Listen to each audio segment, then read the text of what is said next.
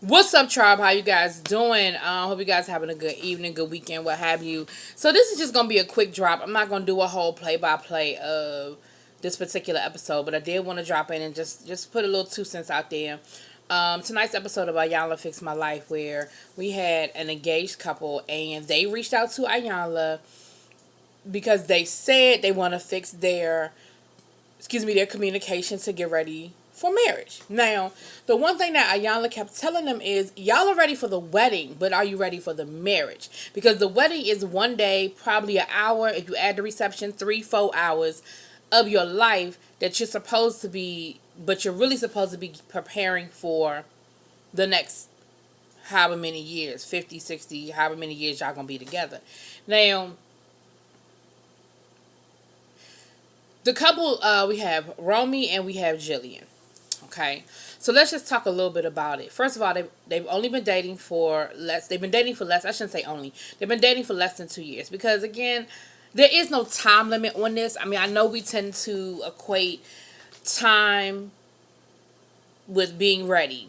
Oh, they've been together for 5 years. It's time for them to get married. Oh, they only been together for 6 months. It's not time yet. So I don't want to say only 2 years, but they've been together for less than 2 years. They met, and then they went at a pretty much an accelerated pace. Like they moved in together like after a couple of months and were engaged and so forth. Now, they had some traumatic things go on in this short period of time.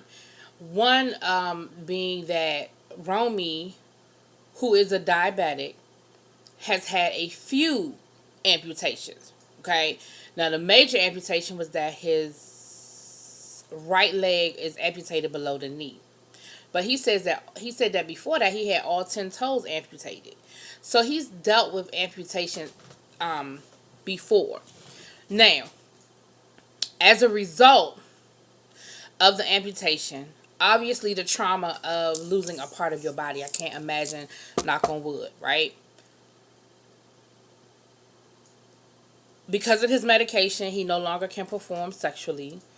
At least intercourse. I mean, of course, they can do other things, but intercourse. He's not working right now. Let me say this. This is the impression. They never came right out and said the man doesn't work. But what was talked about was the fact that he's not bringing in a regular income. Therefore, the girlfriend is picking up a lot of the weight financially. So let me not say he doesn't have a job. I feel like he's on some sort of disability or temporary disability because we know you can work with amputation.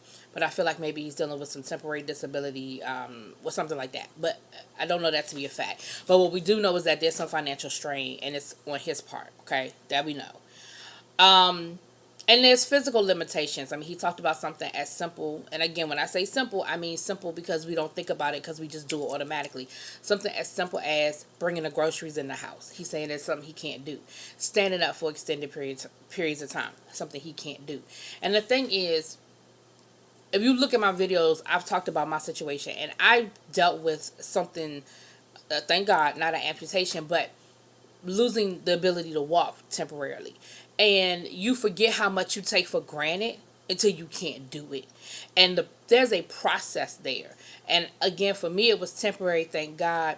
But there was a process of learning how to walk again. And I remember one day when I was in rehab, learning how to walk. I remember just sitting there watching people. Where I was staying, it was like an atrium, right? And when we were doing a rehab, it was an atrium. You could look down to the people in the lobby coming in and out of the building. And I remember sitting there in my wheelchair, looking down, and it was probably one of the lowest days of my process because I kept a pretty good spirit. But it's hard because, it's hard to just stay up all the time. And I remember looking and just looking at the people walking. And my, what's the word I'm looking for? She wasn't the doctor, but my therapist. That's the word I was looking for. She was like, what's going on? What's going on with you today? You kind of down. And I just remember telling her, look at these people. They just take it for granted that one leg goes in front of the other and they can just walk. They're just taking it for granted. They're not even thinking about it. And I remember saying to myself, I'm going to never, I'm going to learn how to walk again, and I'm never going to take it for granted again. Now, that's just my 2 cents, my story. I didn't mean to go all the way left with it. But what Iyanla was trying to explain to them from the very beginning is, have you dealt with the trauma of how your life is different? The trauma of it. Because again, there is so much more that goes into something like losing a part of your body. Forget about the other effects of it. Forget about the side effects that with the medication and what he can and can't do physically. I mean, sexually and physically. But it's just a mental trauma of, he said that sometimes he wakes up in the middle of the night and he forgets that part of his leg is gone. He wakes up to go to the bathroom and he just falls flat on the floor. Like, that is something that is an ongoing trauma. And she was saying, is that something you've dealt with, right? From the very beginning, it's funny how, they say a hit dog will holler. And it's funny how people accuse you of doing something, and what you find out is that's really what they're doing. From the very beginning, there was something about the young lady, Jillian, that I wasn't cool with. And I felt like she was there for TV. And what's funny is that's what she ended up accusing Iyanla of later on in the episode. But I feel like that's why she was there. Because I feel like she never truly was there for the process. And she never truly was there to trust the process. And she was always worried about those cameras and how she was going to be portrayed. And, therapy is already, something that's hard for some people, but public therapy ain't for everybody. Like, when you're worried about how you're going to look or how you're going to be portrayed, then this isn't for you. You know what you're getting. See, the way I feel about Iyanla is the same way I feel about, I tell people all the time, one of my favorite TV shows is Judge Judy. And people be like, oh, she's so nasty, she's so this, she's so that. And I'm like, but people know what they're getting. She's been doing this for 20 years. If you don't know what you're getting, when you agree to go on the Judge Judy show, then I don't know what to tell you. It was the same thing with American Idol with Simon Cowell. People was like, oh, he's so nasty. I was like, the first year, I'm going to give those people a pass because they ain't know what they was getting into. The second year, maybe, because you were thinking, oh, well, maybe he won't be so hard this year. After the third year, you knew what you was getting from Simon Cowell. And if your ass couldn't sing, or you was doing it for jokes, or you had a bad day and you was flat, you knew what you was going to get from him. Like, it is what it is. And that's how I feel about Iyanla. Like, you can accuse her of doing whatever she's doing for ratings, for TV, for whatever, but you know what, like, you're not innocent in this. You know what you're signing up for. Like, they didn't trick you and it was a hidden camera. You didn't know. You know exactly what was going on. So, she's talking to them, and honestly, both of them were very defensive. But I think that Romy follows Jillian's lead. I really do. And he even said that she's very controlling and that he's so passive and he doesn't like to argue. Okay, well, you being passive and you not liking to argue, that's why she running things. And she gonna keep running things. Like, ain't nothing gonna change when y'all get married. Matter of fact, it's gonna get worse when y'all get married. Especially if she's controlling the purse strings and now y'all married. So, I said I wasn't gonna make this long and it's already 8 minutes in because I've been telling all my business. But, as we listen to them talk, the both of them are the type of people that hear what they want to hear, not what you said. And both of them end up accusing Iyanla. Jillian was first. And you're not going to tell me that the two of them weren't talking, whether they were texting each other, whether they were sending each other secret messages, whether when they were taking a camera break to change cameras or change settings or whatever. You're not going to tell me the two of them weren't talking because it was they were mimicking each other. And so first Jillian says to Iyanla when they were talking together, I think you're trying to break us up. And she was like, I'm not trying to break y'all up. I mean, she was like, I don't have no dog in this fight. You know what I mean? Like, whether y'all stay together or whether y'all get married or not, I just want you to be ready for the marriage and not for the wedding. Like, I want to make sure that y'all are being honest with each other and telling each other, you asked me to help y'all with communication. And I'm trying to I'm not here to ask the comfortable questions. I'm here for the uncomfortable questions. That's what I'm here for. That's what you asked me to do. So no, I'm not here to break you up, but I am here to make you make you face what you need to face and answer the hard questions. And that, if that leads to y'all realizing that maybe y'all need more time, a longer engagement, or maybe y'all not should not even be together, then that's the conversation that needs to be had. But I don't win either way. Like, it doesn't make me happy one way or the other. So then she separates them to talk to Romy separately. And she's talking to him, and she asked him, she has on a piece of paper written down, protector, provider, like questions like that. And so she asked him, she was like, are you perform? She was like, so are you a provider right now? He said no. Because she talked about, Jillian was talking about being to be taken care of, and how she always date men who took care of her, and how in the beginning of their relationship he took care of her, but now he can't and that's where the finances came in, and that's where you find out that maybe he's working part-time, maybe he had to change jobs, maybe he's on disability, but whatever it is, he doesn't have the finances that he had at the beginning of their relationship. And so, Iyanla asked him about that, so he said no. He said no. She didn't say no. She said, when he said no, she repeated it, but she wasn't even repeating it like, no, you can't. She was like, no, okay. She said, what about perform? He was like, well, what you mean by perform? And she kind of backed up off the sexual piece of it. She eventually did go back to it, but she basically was just asking him questions about, are you in a position to do all of these things for your wife? Pretty much putting a mirror up to his face for him to realize maybe not. Right? Maybe I'm not ready for this. So, excuse me. So, then they come back together. And Iyanla said, it's clear to me that they don't trust me. So, I'm going to play a little game with them, sort of break the ice, have a little bit of fun, and then sort of ease my way back into the therapy. And it was like a newlywed game type of thing. It was, who said who loved who first. What was y'all first argument about? Now, come to find out, their first argument was about him drinking her soda.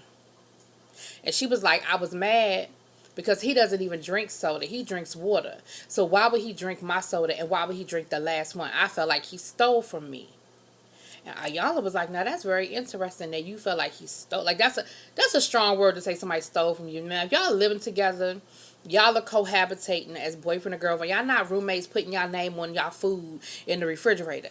Y'all are getting married. And yes, it might have been the last soda, and maybe it pissed you off. I been there, done that. You think you got something in the refrigerator, you go to the refrigerator and it's gone.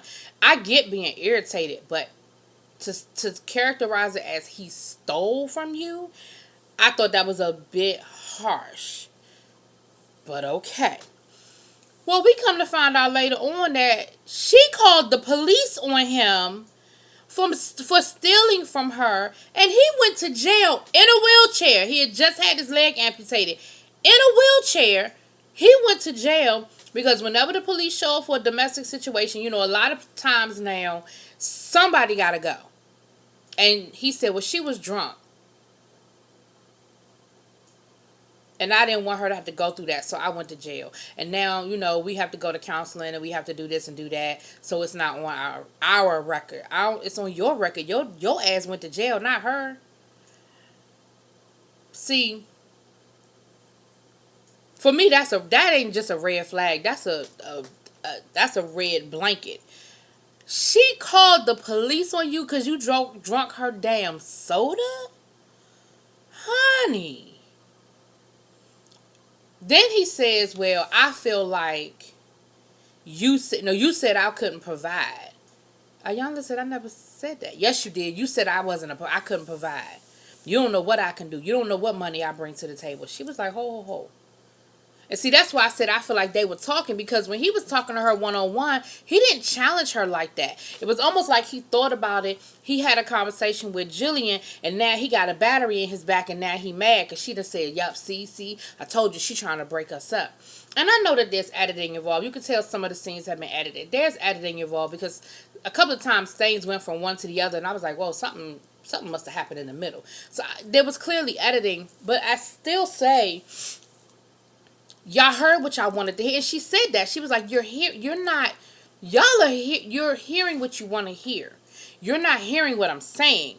You're hearing your interpretation of what I'm saying. Another question she asked them was about, I forgot what it was. It was something, but Iyanla was asking them to, I guess, dig a little deeper, and Jillian started pushing back on her again. And Iyanla was like, look, y'all asked me for help. And I'm not here to be, I think that's the part I already said. I'm not here to ask y'all the nice questions. I'm here to ask you the hard questions. So, the next day comes. And it's clear that, remember I did a review a few weeks ago. If you watched my reviews a few weeks ago when Iyanla had the mother and daughter, and I said, both of them showed up ready for the work. They took what she said. They didn't take it personally. They didn't get defensive, even when she was saying some hard things to them. But it made the process, in my opinion, so much more impactful. Nothing is perfect, and you're not going to fix nothing in a weekend, especially not when it's years and years of dysfunction. You're not going to fix it in a weekend. But you can certainly lay the foundation to go and seek further help and further support. And one thing that, and I think Iyanla gets a bad rap a lot of times because a lot of people don't realize that she does, set these people up when they go back home with further support. Like, she doesn't just leave them hanging. So anyway, they show up the next day, and she meets with the guy first. And she said, yesterday you accused me of some things. And I went back and I looked at the tape because I wanted to make sure that I didn't, because it's not my intention to accuse you of anything. So she shows him the tape back and she says, look, I never said that about you. You heard that. I never said you weren't a provider. You said you weren't a provider. I never said you weren't able to perform physically. You said you couldn't perform physically. And they showed the example of him saying he couldn't carry the groceries. She said, you saw the movie The Matrix. You got the red pill, you got the blue pill. The red pill is you're gonna wake up and you're gonna wake up from the Matrix and you gotta face it head on. The blue pill is you stay in the Matrix. She was like, what pill you want? Because if y'all just want to stay in the Matrix, y'all don't need me. But if you really want my help, if you really want to wake up from the Matrix and you want to give some support, I got you. And he was like, I want the red pill. I need to hear it. Okay. So she sort of worked with him a little bit, and I felt like maybe he was being a little receptive. I felt like that a little bit. But then, come to find out, some stuff went down. And she said, your fiance has been really rude to my staff, my production team. And he was like, well, if she's been rude, I apologize. She was like, no. It's not your place to apologize for her. However, I'm a firm believer that if somebody would do something outside of the house, they doing it in the house. Oh, nah, she don't disrespect me. Nah, she don't talk to me crazy. Yes, the fuck she do, because she called the police on you for drinking her goddamn soda. Yes, she do. So, come to find out, now, I understood why this woman was irritated. I do. They told her to check out of her hotel and be ready to go at 9 o'clock. So she got up, she checked out, she was sitting in the lobby. They didn't show up till 11:30. And according to her, nobody called to tell her that they were running late. Nobody called to say, hey, you could chill out a little bit, stay in the room for a little bit longer, we're running late. Now, for that, your production team was wrong. They were. And Iyanla said, I didn't know this was going on. But, again, it's all about how you handle things. You didn't even, when Iyanla wanted to talk to Jillian before they got started with the therapy for that day, because she was like, we can't start therapy if you already mad, you already on 100. And Jillian comes up with an attitude off the break. Now, my thing is this. You didn't even give her an opportunity to apologize. I don't know. And what she went on to say later on was, I didn't even know anything about it. This was going on because I was working with Romy. I didn't even know you were sitting at the hotel and that they were running an hour and a half late. I didn't find out until after the fact. And before I had a chance to even explain what happened or even talk to you, you giving me attitude. You coming at me real disrespectful. Like, I'm not. And you know how people can be. People feel like to be disrespectful means you have to be raising your voice or you gotta be cussing. No, it doesn't. You can be nasty to somebody and disrespectful just as easily as, just as nice as I'm talking now. You could be just as nasty. And that's what she was doing. She was doing that real. She said, "How you doing today? How are you today?" She was like, "Well, I was asking you." "Well, I'm asking you." See, that's that kind of bullshit. So you came, you were, and again, I understood her being irritated, but my thing is, give the person an opportunity, because you don't know what Iyanla was going to say out her mouth, because you didn't give her a chance to. She was going to explain what happened, and she probably was going to apologize, because like she said, I didn't even know what was happening. So then she said, so they went back and forth for a few minutes, and then she was like, "You know what, I'm done. I'm done. She said, "Well, I think you're just doing this for TV. I know how TV works. You left me in that lobby so I would get all mad and riled up so y'all could get a scene for your ratings." And Iyanla was like, I don't need a scene for my ratings. I don't need that." And so she said, "I tell you what, you clearly don't trust me and you don't trust the process. So we're going to end it right here. It's a wrap." So they go inside, and here Romy is now. He done got a battery in his back talking about, "I already didn't want her staying at a separate hotel. Y'all got her 45 minutes away from me." She was like, "What? She a grown woman. I know she grown, but y'all left her high and dry. What about her safety?" She was like, "She was in the lobby of the hotel. She wasn't unsafe. Anything could happen in the lobby." I said, "What is this motherfucker talking about?" Now he was on some other shit altogether, because I was like, now come on now. If you want to say I'm irritated because I feel like your production staff was disrespectful because they didn't let us know what was going on and they had her waiting for an hour and a half, I got you on that one. I 100% agree with that. But to start talking about, oh, she wasn't safe and she could have been in her room, in the safety of her room, but y'all had her in this unsafe. Were y'all standing in the hood at the Motel 6 down on Bankhead? Like, I promise you, y'all were probably staying at least a mid-grade hotel. Y'all was probably staying at a Hyatt or Marriott or something like that, where I'm sure she was perfectly safe in the fucking lobby. Like, really, dude? Really, dude? Yeah, so that's pretty much where that ended. And I just feel like, and I didn't even mean to talk this long, but I just feel like y'all, I feel like they were there for all the wrong reasons. Well, she was. I don't think he was there for all the wrong reasons, but I think he follows her lead. But I think she was there for all the wrong reasons. I think she wanted to be on TV. But that shit backfired on her ass, because see, Iyanla got y'all. You know, people can say what they want to say about Iyanla, but she ain't no dumb chick. She saw that shit coming and she knew what she was doing. And I feel like she was ready for your ass, and she was calling you on your shit, and you wasn't ready for that. They lost me at, she called the police on him for drinking her soda. Anyway, y'all let me know what y'all think. Drop it in them comments. Peace.